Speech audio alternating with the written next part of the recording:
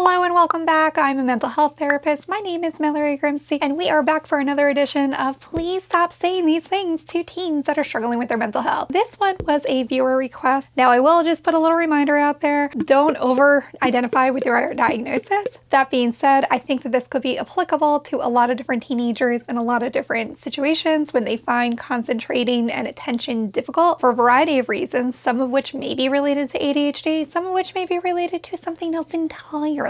Please, please, please take these into consideration. This is just meant to be lighthearted and fun and a little silly, but also please stop saying these things. So the very first thing is stop saying just focus. Okay, so this is entirely shaming and difficult because obviously if they could focus, they would be doing that. Most people, if they're having trouble keeping their concentration or their focus, it's because something is happening either where their processing is being impacted or they just don't have the skills or the strategies to be able to sustain that amount of focus, whether it is for a longer time length or for the situation. So something better that you could say that's way more encouraging and helpful is, what's distracting you right now? I love this because it really gets to the heart of it. Just telling somebody to focus without any sort of context or idea about what is distracting them, you're kind of like going through a needle in a haystack. It could be a variety of different situations. If you can identify and source the distraction, you might be able to help eliminate that so that they can focus. One of the top distractions that I find over and over again that impacts focus is our telephones.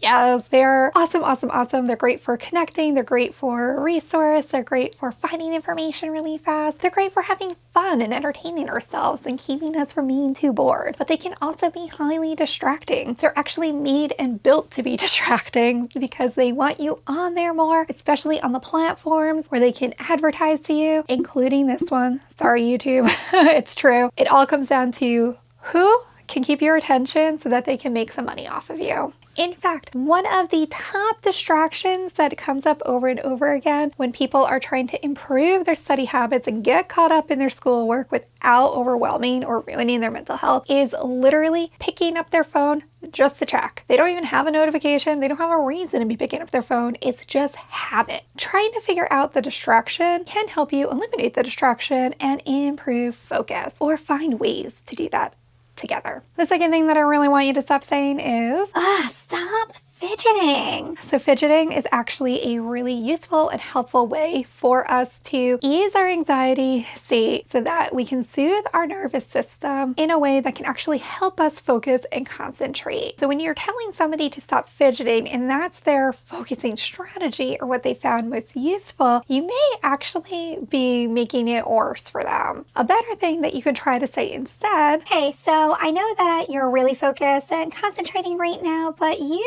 tapping that pen is really distracting me. Do you mind finding something else to fidget with that's not going to be so loud? I love this because you're looking for alternative solutions. You're recognizing that what they're doing is not intentional. It's not meant to annoy you or anger you or irritate you. It's really doing it either out of habit or they're doing it intentionally as a coping strategy so that they can focus, but you're not necessarily shaming them for choosing that strategy. And you're also helping them find a better strategy that works for both of you if you're going to be in a working space together. All right, the third thing that I want you to stop saying is, yo, hurry up. What is taking so long? I get this. I grew up with a very anxious mother who was like, hurry, hurry, hurry. And I was always on my own little timeline. It is what it is. But when you're telling somebody to hurry up and rush when they're already having a hard time, you're putting them into a higher anxiety state. And we know when our anxiety state is high, we tend to enter into fight, flight, or freeze mode, none of which are useful or helpful in actually hurrying us up. So something better that you can try saying instead is, hey, heads up, we have 10 minutes until we have to leave. Can I help you with anything? This is great because it gives somebody a time limit and a time check-in. When you can give somebody a time check-in before the time to do something or to complete something, it can help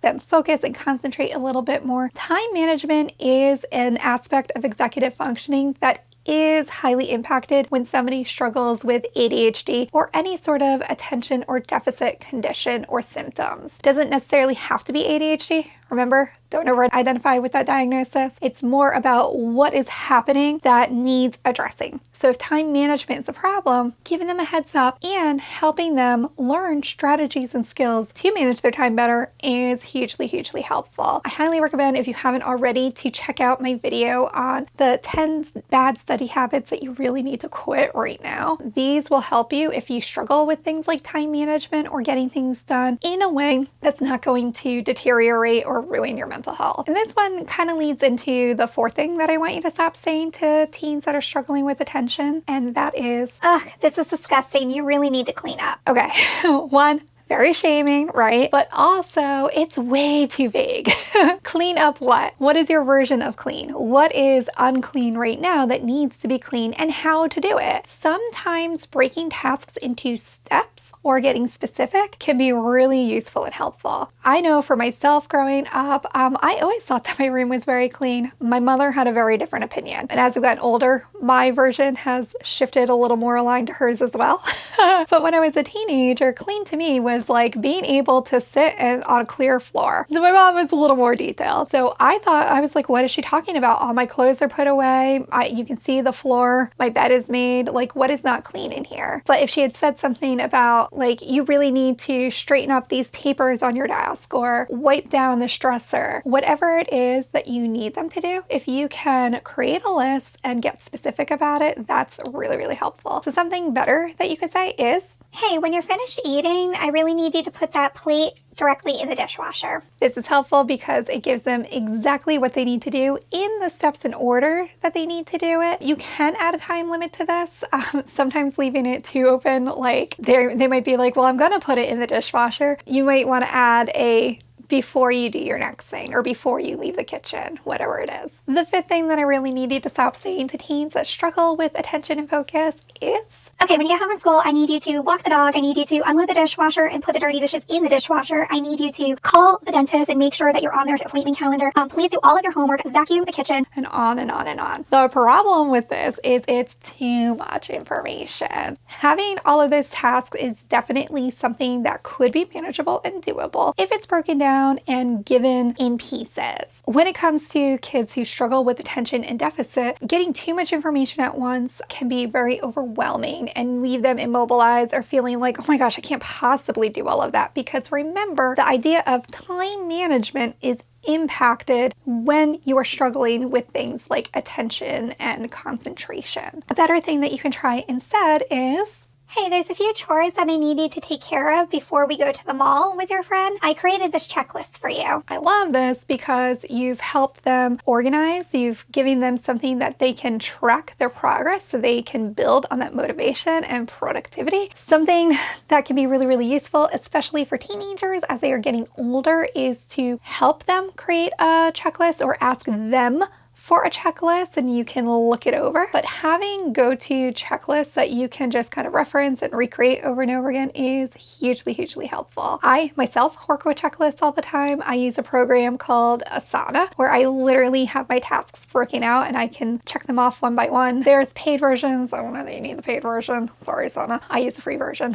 But it's great because you can set things up to repeat on a weekly or daily basis until you create that habit and integrate it just into your life as a whole. So if you or a teenager in your life is struggling with ADHD or symptoms that lead to difficulty concentrating and holding attention and focus, something that pops up over and over again is falling behind in school. It's very, very easy to get behind in school, and it's hard to create a homework catch-up plan that doesn't necessarily ruin your mental health and create a new problem for yourself. That's why I highly recommend that you check out this video right over here. It's where I'm talking about my homework catch-up plan that I work on with my teenagers in counseling. I think you could find it really useful and helpful too. Thanks for watching.